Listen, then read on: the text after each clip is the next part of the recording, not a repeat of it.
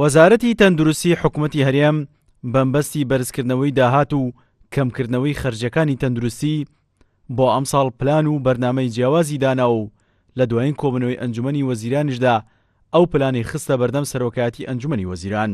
وەزیری تەندروستیش ئاشکرای دەکات بۆ بەرزکردنەوەی داهات باش لەسەر ئەو خۆراک و خواردەمەنیانە زیاد دەکەین کە دەبێتە هۆی زیانگەیاندن بە تەندروستی هاوڵاتیان.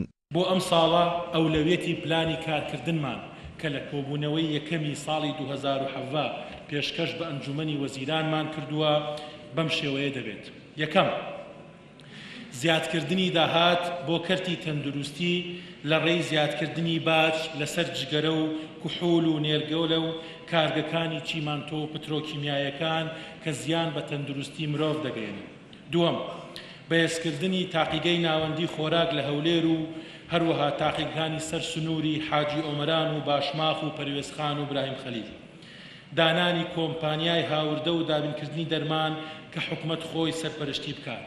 سەبارەت بەو پلانەی کە وەزارەتی تەندروستی بۆ زیادکردنی داهات و کەمکردنەوەی خەرجەکان گرتووێت ێبەر، جێگری سەرۆکی لیژنەی تەندروستی ئەنجومەنی نوێنەرانی عێراق دەڵێت کەمبوونەوەی دەرمان و هاتنی ژمارەیەکی زۆر دە ئاوارە و شەڕی داعش لە بەرامبەر ئەوەشدا حکوومەتی عێراقی وەکو پێویست دەرمان و کەلوپەلی پزیشکی ڕەوانەی هەرێم ناکات هەنگاوێکی باشە کە وەزارەتی تەندروستی ناوێتی.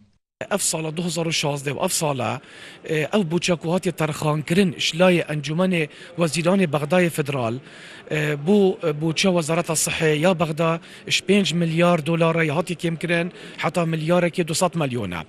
ئەمچین بێژن لغەتە ڕقەما 25 سەدێ بتنێ اش بوچە وەزارەتە سەحە یا بەغدا تێتە سەرفکردن. طبیعی ئەvە تەئسیرەکە مباشر یا پشکا دەرمانە کری هەر بۆ بەغدا بخۆش و بۆ عێراقێ بۆ حکوومەتە ناوەندی و هەر بۆ کوردستانی. قەیرانی دارایی هەرێمی کوردستان و دابەزینی نرخی نەوت بۆ هۆی ئەوەی کە وەزارەتەکانی حکوومەتی هەرێم بیر لە چاکسازی و هەنگاوی نیۆ بکەنەوە بۆ بەرزکردنەوەی داهات و کەمکردنەوەی خەرجەکان.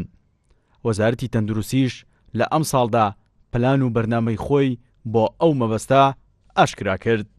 سیروان حوسێن، کورسات نیوز، هەولێر.